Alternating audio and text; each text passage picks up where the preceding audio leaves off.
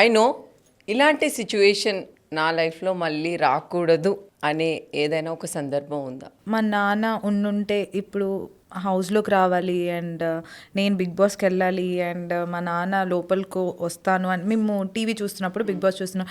అమ్ములు నువ్వు ఎప్పుడు వెళ్తావు, నువ్వు వెళ్తే నేను వస్తాను హౌస్లోకి అలా మాట్లాడాడు. అండ్ నేను హ్యాపీగా ఉండడం, నేను సక్సెస్ఫుల్గా ఉండడం, నేను ఒక ఇల్లు కొనుక్కోవడం, నేను ఇలా కార్లో తిరగడం, ఇవన్నీ మా నాన్న కోరికలు ఇవన్నీ.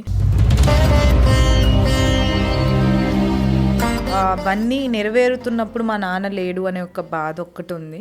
సో ఆయన ఉండుంటే ఇంకా చాలా అంటే చాలా హ్యాపీగా ఉండేదాన్ని.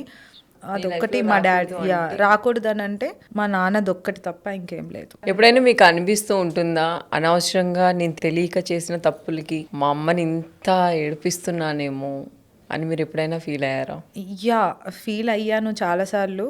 కానీ నేను అలా జరగాలని రాసిపెట్టుందేమో అనే దాంట్లోనే ఉంటాను. And my mom is also like that. తను కూడా she's also very positive mind set. అనుకునే వాళ్ళు అనుకుంటారు, మనం ఏమీ చేయలేము అనే దాంట్లోనే ఉంటుంది. మమ్మీకి ఒక మాట చెప్పాలి అంటే మీరు ఏం చెప్తారు? సారీ అమ్మ, అంటే నువ్వు నన్ను ఇంకా గ్రేట్ఫుల్ పొజిషన్లో చూడాలని అనుకుంటున్నావు. నేను చాలా ట్రై చేస్తున్నాను, కానీ ఇంకా ట్రై చేస్తాను. నిన్ను ప్రౌడ్ ఫీల్ అయ్యేలాగే ఉంటాను. ఇంకొకటి ఏంటంటే ఇలా ఎప్పుడు రాదు, ఏదో ఉంటేనే వస్తుంది అనేది కూడా I believe. Definitely I accept that. I have 1%, అది కూడా నా నా నా అనవసరమైన దాంట్లో ఇన్వాల్వ్ అవుతా ఉంటా, అరే పాపం అనే దాంట్లో. సో అలా ఇన్వాల్వ్ అయ్యి నా నెత్తి మీదకి తెచ్చుకుంటా అన్ని. As a person I change so much after coming out from the Bigg boss.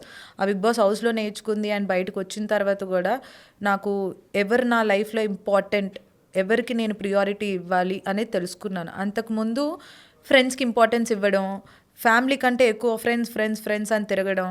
వాళ్ళు నువ్వు కష్టాల్లో ఉన్నప్పుడు వాళ్ళు లిటరలీ జీరో. వాళ్ళు నీ వెనకుండరు.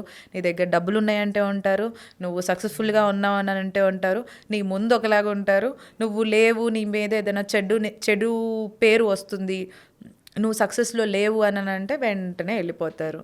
సో నీకెప్పుడు నువ్వు సక్సెస్ ఉన్నా లేకపోతే ఫెయిల్యూర్ ఉన్నా, నువ్వు బాధలో ఉన్నా ఆనందంలో ఉన్నా, నువ్వు కృంగిపోయి ఉన్నా, నువ్వు సూపర్ హ్యాపీగా ఉన్నా కూడా నీతో పాటు ఉండేది ఓన్లీ నీ అమ్మ, నీ నాన్న, నీ అన్నయ్య. అలానే నీకు ఈ కిసిక్ టాక్స్కి రావడం ఎలా అనిపించింది? Thank you so much for inviting me to Kissik talks. And ఎందుకంటే నేను బిగ్ బాస్ హౌస్లోకి వెళ్ళక ముందు రావాల్సింది యాక్చువల్లీ.